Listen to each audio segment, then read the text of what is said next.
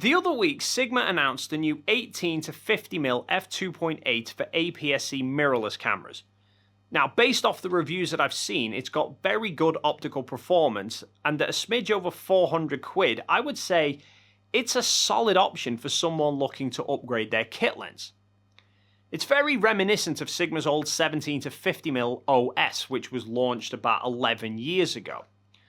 But the biggest disappointment about this release for me, though, is that it is the ideal lens for a camera that doesn't seem to exist. And the lens is currently only available for L and E mount, and at 400 quid you'd surely think, well, this would pair perfectly with a budget camera. It would make a solid performing setup at a fairly cheap total price that would surely help attract more people into the market of interchangeable lens cameras. But there isn't really a budget camera for this to pair with. The L mount is pretty much all full frame cameras. They've got 4 Panasonic S's, 2 Sigma FPs and 2 Leica SL2s, all full frame. Currently, there is one lone aps-c camera for L mount in the form of the Leica CL, which is about £3,000. I doubt anyone buying that camera is worried about saving a few quid on lenses. So unless Sigma knows something we don't, like they're making more aps-c cameras for the L mount, then I think it's fair to say that this lens is predominantly focused at E-mount users. But even the E-mount arguably is lacking in any budget cameras right now. Go on somewhere like Wex and search for E-mount cameras and go from cheapest to most expensive, and you get the A6000 at 430 quid, and then you get the A6100 and the ZVE BTF 2156. Both costing 680 quid. Now, the A6000 is a pretty budget price, and paired with that Sigma would cost about 860 quid, which isn't a bad proposition for someone wanting to get into photography with a decent camera setup. I mean, it's the same sort of price range as high-end smartphones these days. But the A6000 is a 7-year-old camera which Sony are just still continuing to manufacture. And sure, on paper, the specs look fairly reasonable compared to the current generation cameras. You know, it carries a 24 meg sensor, it shoots 11 frames a second, it's got what was claimed at the time of launch to be the world's fastest autofocus system, it's got a UHS 1 card slot and an ISO range up to 25,600. All very similar specs to the likes of the A6400. But there are many aspects of that camera which are actually quite dated. The sensor is an older design, it's not the same as what's currently being used, and it can only output 12-bit RAW, so it won't have the same image quality as the modern cameras, and the Sony colours were notoriously bad back then. There's no eye autofocus, and the newer AF systems are quite a bit faster, in part to now being hybrid systems rather than just phase detect.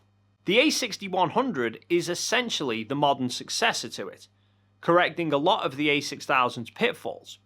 But at a price of almost 700 quid, it's rather pricey for what is basically Sony's modern entry-level offering. I mean, to pair the A6100 with that Sigma lens would end up costing you over 1100 quid. So personally, I think Sony should consider introducing a more budget-friendly version of the A6100, priced back down around the 450 quid mark. You can drop the frame rates, because in reality, for many beginners, 11 frames a second is total overkill. 5 or 6 frames a second is more than enough for happy snappers. And less speed means you can dumb down the processor, and probably curb the AF speed a bit. It doesn't need to be as fast as the A6100, but can still have features like subject tracking and eye autofocus. Probably wouldn't want to scrap the flip screen though, because selfie shooters would really kick off, but you could arguably butcher the grip. You know, fit a smaller battery in. Granted, the FW50 batteries are bad enough as it is, but hey, if it helps bring the price down. Essentially, it would create a true entry-level E-mount camera and would actually fall in line with something like Canon's M200, which, remarkably, is a very capable and yet affordable mirrorless camera and would pair perfectly with that Sigma lens. Except Sigma aren't releasing it for M-mount. It's probably Canon's fault, but by the by. It's just such a damn shame that we have this perfect standard zoom lens with great performance and a great price, but it just hasn't really got the market to suit it. Especially when we live in a time now where phones are taking over due to their convenience and affordability. It's rather counterintuitive to have camera prices hiking further and further up in a market that's dropping off. I would say surely, if they introduced a decent price modern E-mount camera, it would attract more beginners into the system, which can only be a good thing. I mean, Canon are already there with the M mount, although the future of that looks sketchy.